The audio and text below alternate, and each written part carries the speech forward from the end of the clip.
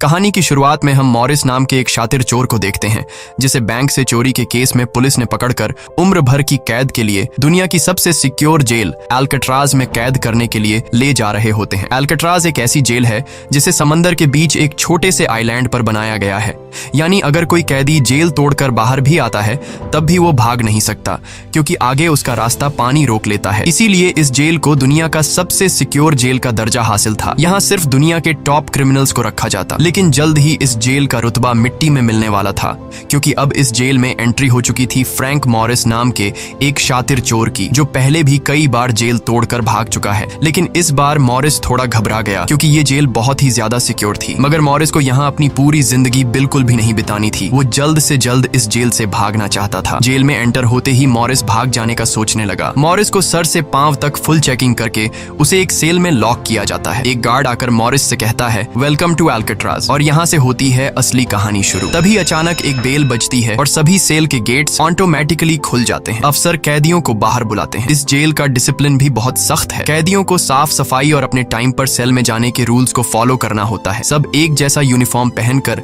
Line में breakfast खाने आ जाते हैं। मॉरिस के सामने लिटमस नाम का एक कैदी होता है। मॉरिस पूछता है कि मुझे तो कांटा ही नहीं मिला, अब मैं नूडल्स कैसे खाऊंगा। लिटमस उसे कहता है, अबे ये तेरा घर नहीं है, जो तुझे मिला है उसे चुपचाप खा ले। तभी वुल्फ नाम का एक खतरनाक कैदी मॉरिस को चिढ़ाने लग जाता है। वुल्फ से जेल में हर एक कैदी तंग था। वो यहाँ हर एक कैदी पर अपनी मनमानी चलाता था और उस पर बलात्कार के ढेर सारे केस भी हैं। इस जेल में एक से बढ़कर एक खतरनाक कैदी रखे जाते हैं। यहाँ लिटमस मॉरिस से थोड़ा खाना मांगता है और इस दौरान मॉरिस उसे अपनी प्लेट दे देता है। जब मॉरिस टेबल के नीचे से देखता है तो उसे पता चलता है कि लिटमस खुद खाना नहीं खा रहा बल्कि वो चूहे को दे रहा है। रात को एक गार्ड मॉरिस को वार्डन के पास लेके जाता है। जब मॉरिस वार्डन के ऑफिस में पहुंचता है तो वार्डन मॉरिस से कहता है कि मैं जानता हूं कि तुम बहुत ही शार्प माइंड हो और बहुत इंटेलिजेंट भी हो, लेकिन वो सब यहाँ किस काम का, क्योंकि तुम्हारे जैसे यहाँ कितने आए और गए पर यहाँ से कोई बच नहीं पाया। यहाँ कैदी बहुत ही स्ट्रिक्ट रूल्स फॉलो करते हैं। 2 महीने में एक बार ही कोई तुमसे मिलने आ सकता है और वो भी तब अगर मेरा मूड अच्छा हो। वार्डन बहुत ही सख्त इंसान है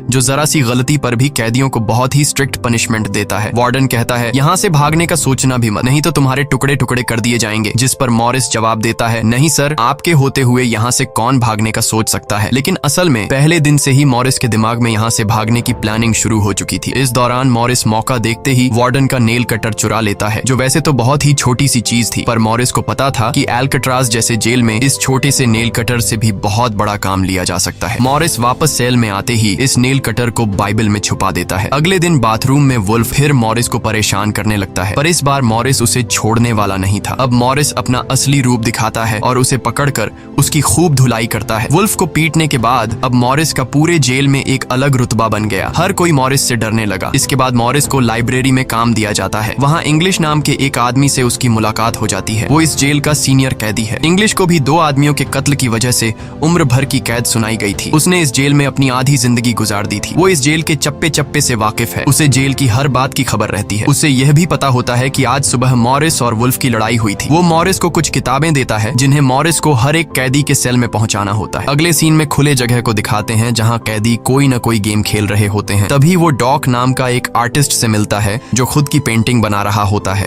डॉक एकदम सीधा साधा और डिसेंट इंसान है जो कई सालों से यहाँ सजा काट रहा है। उसे पेंटिंग करने का बहुत ही शौक था और अपना ज्यादातर वक्त वो पेंटिंग में ही लगाता। डॉक का कहना था कि एल्कट्राज जैसी जेल में कोई भी पागल हो सकता है, पर उसकी पेंटिंग की वजह से अब तक उसका दिमाग नॉर्मली चल रहा है। मॉरिस डॉक से पूछता है कि इस पेंटिंग में ये फूल क्यों बना के रखा हुआ है, तुम्हारी शर्ट में ऐसा तो कुछ नहीं। डॉक कहता है कि यह मेरी खुशी है जो सिर्फ पेंटिंग में है, मेरे मन में नहीं। उसके बाद मॉरिस जब अपने दाएं तरफ देखता है तो उसे ऊपर इंग्लिश दिखाई देता है। मॉरिस इंग्लिश की तरफ जाता है। जब मॉरिस उसके करीब जाता है तो उसके चेले मॉरिस को रोक देते हैं। तब इंग्लिश इशारा करता है कि अपना ही आदमी है, आने दो। मॉरिस उसके पास जाकर बैठ जाता है और तुरंत अपने दिल की बात छेड़ देता है। मॉरिस उससे कहता है कि यहाँ से बचने में आप मेरी मदद करेंगे। ये बात सुनकर इंग्लिश तो हंस पड़ता है। देखो बेटा, ये महज सिर्फ जेल नहीं है, ये हम सब की कब्र है। यहाँ से निकलना है तो पहले हमें मरना पड़ेगा, तब जाके हमारी डेड बॉडी यहाँ से कब्रिस्तान तक पहुँच पाएगी। चलो मान भी लो कि तुम इन बड़ी दीवारों पर चढ़ भी गए और उसके बाद खतरनाक फोर्सेस को क्रॉस भी कर लिया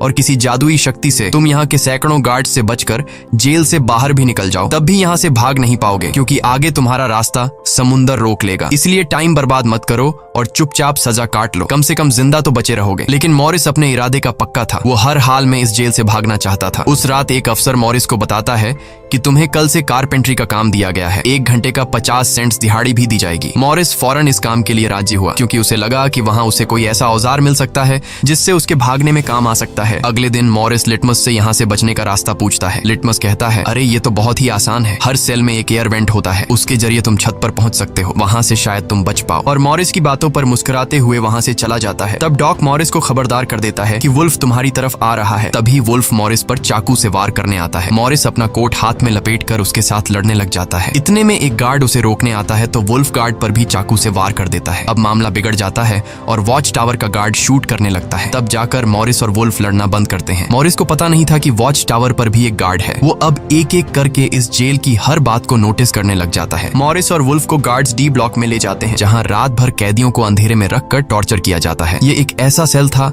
जहाँ कोई भी कैदी नहीं जाना चाहता था। जाने से पहले वुल्फ मॉरिस को धमकाता है कि बेटा, तेरी मौत तो मेरे हाथों होगी। उस रात मॉरिस को तरह तरह के टॉर्चर्स सहने पड़ जाते हैं, जिससे उसकी हालत काफी खराब हो जाती है। 2 हफ्ते तक इस अंधेरे वाले सेल में रहने के बाद उसे वापस उसके सेल में लेके आते हैं, जहां लिटमस अपने पालतू चूहे से मॉरिस को एक नोट भेजता है जिसमें लिखा होता है, वेलकम बैक मॉरिस। एक दिन चार्ली नाम का एक नया कैदी आता है जिसे मॉरिस के पास वाले सेल में रखा जाता है। मॉरिस और चार्ली में जल्दी दोस्ती हो जाती है। मॉरिस फिर उसे अपने दूसरे दोस्तों से भी मिलवाता है। उसी समय वार्डन बिना किसी को बताए हर एक कैदी के सेल को चेक करता है। जब वो डॉक के सेल में जाता है तो डॉक के सेल में उसके बनाए हुए कई पेंटिंग्स होते हैं। वार्डन हैरान रह जाता है कि दिन ब दिन उसकी पेंटिंग तो बढ़ती जा रही है। डॉक ने वार्डन की पेंटिंग भी बना के रखी होती है। उसे देखकर वार्डन मुस्कुराने लग जाता है, लेकिन पता नहीं क्यों अगले दिन वार्डन डॉक के सेल में बनाई गई सभी पेंटिंग्स को बाहर फेंकने का गार्ड्स को ऑर्डर देता है। वार्डन के इस फैसले ने डॉक को अंदर से पूरी तरह तोड़ दिया, क्योंकि डॉक सिर्फ अपनी पेंटिंग के ही सहारे जिंदा था। वह अपने हर एक बनाए हुए पेंटिंग से बहुत प्यार करता था, क्योंकि यहाँ उसकी सिर्फ एक ही खुशी थी और वो भी उस बेचारे से छीन ली गई। मॉरिस उसे समझाता है कि कोई बात नहीं, वो सिर्फ पेंटिंग ही तो थी, तुम और भी बना सकते हो। लेकिन डॉक इस सदमे से बाहर नहीं आ पा रहा था। अगले दिन उसे देखकर मॉरिस गार्ड से कहता है कि प्लीज डॉक पर नजर रखिए, वो बहुत ही परेशान दिख रहा है, कहीं वो खुद को नुकसान न पहुंचा ले। फिर गार्ड मॉरिस को कहता है, तुम अपने काम से काम रखो। डॉक को भी मॉरिस के साथ कारपेंटर का काम दिया जाता है। तभी डॉक छुपकर मॉरिस की जेब में कुछ रख देता है। उसके बाद वो एक गार्ड को बुलाता है और कारपेंटरी के लिए दी गई कुल्हाड़ी से अपनी 3 उंगलियां काट लेता है और कहता है कि जिन उंगलियों से मैं पेंट नहीं कर सकता उनकी मुझे जरूरत नहीं है। यह कहकर वो चिल्लाने लग जाता है। तब गार्ड उसे पकड़ कर ले जाते हैं। मॉरिस देखता है कि डॉक ने उसके कोट में वही फूल डाल दिया है जिससे उसने अपनी पेंटिंग बनाई थी। शायद वो मॉरिस को बताना चाहता है कि इन लोगों ने मेरी खुशी मुझसे छीन ली। मॉरिस डॉक की कटी हुई उंगलियां उठाकर एक डिब्बे में डालता है और गार्ड को देखकर कहता है कि जाओ अपने वार्डन को दे दो, वो इसे देखकर बहुत खुश होगा। अगले दिन मॉरिस अपने सेल में बैठा होता है। तभी वो देखता है कि एक कॉकरोच एयर वेंट के अंदर जा रहा है, जिससे उसे अंदाजा हो जाता है कि यहाँ से बाहर जाने का कोई रास्ता जरूर होगा। इतने में इंग्लिश आकर बताता है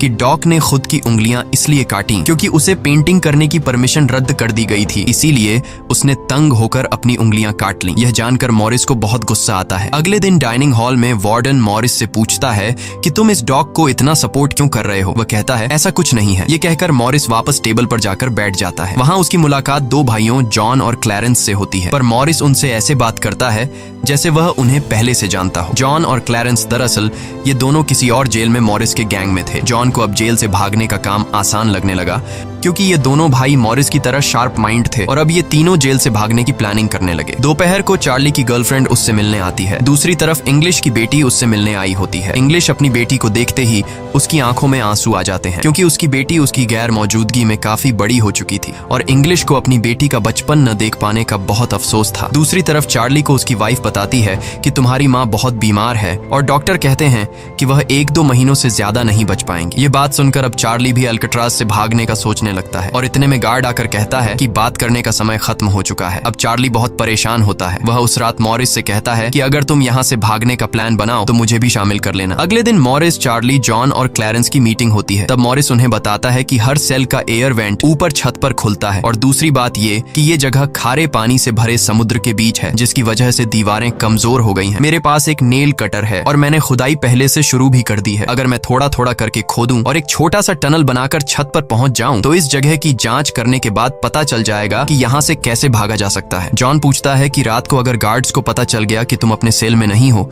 तो उन्हें शक नहीं होगा क्या? तभी क्लैरेंस बताता है कि इस मसले का हल मेरे पास है। वो कहता है कि यहाँ मेरे पहचान का एक बार्बर है जो कैदियों के बाल काटता है। वह हमें बाल सप्लाई कर सकता है और उसे यूज करके हम एक डमी हेड बनाकर उसे बेड पर लिटा देंगे, जिसके बाद अगर हम दीवार की सुरंग से निकलकर ऊपर छत पर भी होंगे तब गार्ड्स को शक नहीं होगा, क्योंकि हमारे सेल के बेड पर नकली सिर रखे होंगे। पर बात अभी भी वहीं अटकी हुई थी कि जेल से तो निकल जाएंगे, लेकिन समुद्र का पानी कैसे पार करेंगे? मॉरिस जॉन से कहता है, देखो इसमें मुझे तुम्हारी मदद की जरूरत पड़ेगी। तुम तो क्लोजिंग डिपार्टमेंट में काम करते हो, वहां तुम्हें उन पुलिस अफसरों के लिए बनाए गए रेनकोट्स मिल जाएंगे, तो तुम कुछ रेनकोट्स चुरा कर मुझे दे देना। हम उससे एक ट्यूब बोट और लाइफ जैकेट बनाकर समुद्र को पार कर सकते हैं। यहाँ चार्ली कहता है, भाई मुझे भी कोई काम दो, मैं भी तुम लोगों की मदद करना चाहता हूँ। मॉरिस चार्ली से कहता है कि जब मैं वेंटिलेशन की जाली खोदूं तो तुम पहरा देना ताकि कोई गार्ड हमें देख न ले, और जब तुम खोदोगे तब मैं पहरा दूंगा। मॉरिस का प्लान सभी को पसंद आता है और उसी रात में काम शुरू कर देते हैं, लेकिन दीवार खोदने के लिए नेल कटर बहुत छोटा था, जिसे चलाने में मॉरिस को बहुत जोर लगाना पड़ता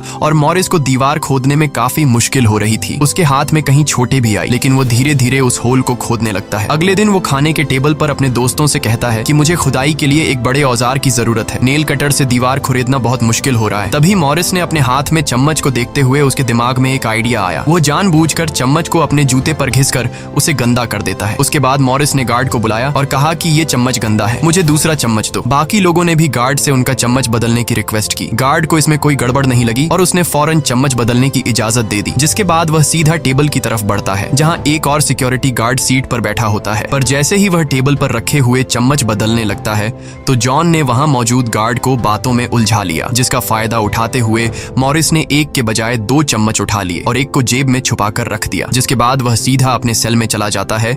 रात को इंग्लिश उसे बुक देने आता है तो मॉरिस पूछता है कि क्या यहाँ पर वेल्डिंग करने वाला कोई इक्विपमेंट मिलेगा? इंग्लिश समझ जाता है कि मॉरिस के सिर पर अब भी जेल से भाग निकलने का भूत सवार है। वह कहता है कि मैं तुम्हें पहले भी बता चुका हूँ कि तुम्हारी कोशिश बेकार हो जाएगी, क्योंकि तुम पकड़े जाओगे और शायद अपनी जान भी गंवा दोगे। इतने सालों में मुझे कभी भागने का ख्याल नहीं आया, क्योंकि मैं जानता हूँ ये इम्पॉसिबल है, लेकिन तुम जिद्दी हो तो मैं क्या कर सकता हूँ, करो कोशिश।